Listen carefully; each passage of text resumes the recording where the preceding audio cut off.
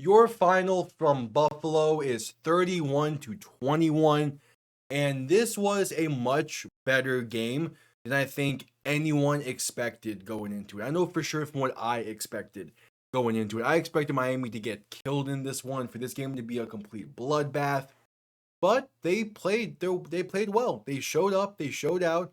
They played as best of a game as I felt like they could this season. And that is the key thing with how they played in this game.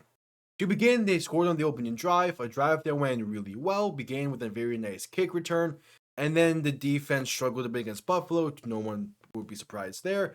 But again, they kept this game close. They played it well. The defense made stops when they needed to. They kept the offense in it. And then the fourth quarter rolled around, and this game was tied at 21-21, and the defense made a very big stop, only for them to run into the kicker again and rough the kicker this time. Just like the game against the Colts in week 1, a very big time stand gets negated because they roughed the punter. And I have never seen that happen before, where twice in 3 weeks, a massive defensive series has to get extended because of an issue on special teams. And specifically, roughing into the kicker. That is something I've only seen out of the college football video games. But it is a very tough way to lose this game.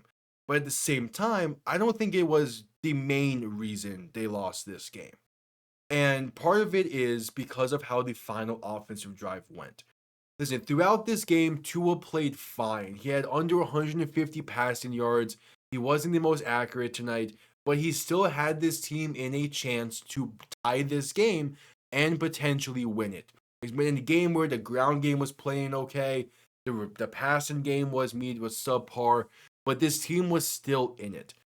And then because you have a backup, you have a third string right guard in Daniel Brunskill. He gets blown up instantly, forcing Tua to make a very quick decision, and he chose wrong. That interception at the very end, what lost us the game, it was a very bad decision, and it was one of multiple miscues in this game that ended up with the result we see. This is again, this is Miami at probably their best we're going to see this season. And I'm saying that because it was the most complete game we have seen so far, even with it not being the most explosive. Even with that, and even with Miami playing a game that was this close and at this much of their best, it's not enough. It's not enough to go into Buffalo and win. The Bills have won 10 straight games against Miami and Buffalo. That is unacceptable. That is 3 different head coaching regimes now at this point. And it is very clear, and this game exemplifies it. This game magnifies everything, that this core and this roster does not have what it currently takes to compete with the Bills. And that's where we need to start.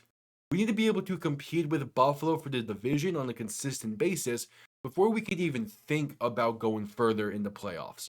Because at this current point, we have to struggle to even make the playoffs. And this core does not have what it takes. Miami is, 14 of the last 15 games against Buffalo have been losses, with that one win being a very fluke win in Miami.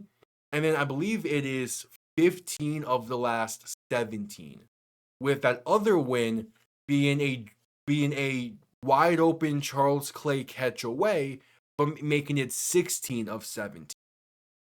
We cannot stand up to the Bills at this current moment in time.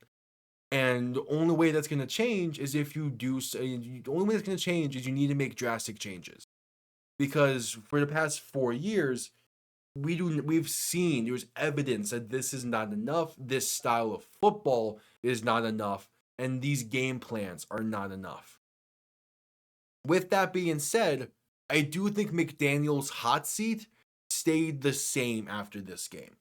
I now believe he's going to ride out the rest of the season.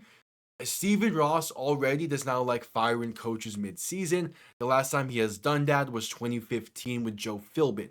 Since then, Gase has had 3 full seasons, Flores had 3 full seasons, and now we're at McDaniel. I think he'll get the full season to see kind of what he can do to try and right the ship, to see what kind of changes he can make But I am expected now January 5th to be January 5th, January 6th to be the date that we see a regime change.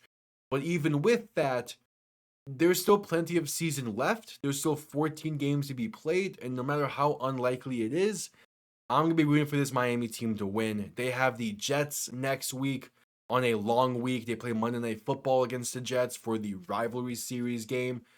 And Miami 0-3 for the first time since 2019, and they're trying to be one of seven, trying to become the next of a very small list of teams to make the playoffs after beginning 0-3. That list currently only includes 6 teams. Miami would be the seventh. So it's going to be a long road to climb. And at this point, you're not even thinking playoffs. If you're thinking playoffs for this team, then you're far more delusional than that could ever be. But you still want to see fight. You still want to see some type of change and some type of different mindset for the rest of this season. It seems like McDaniel has far from lost the locker room. And that's the key thing to see how long he'll have as this team's head coach. But with that being said, thank you all for tuning in. I'll see you all next time. Have yourselves a damn good one. Peace.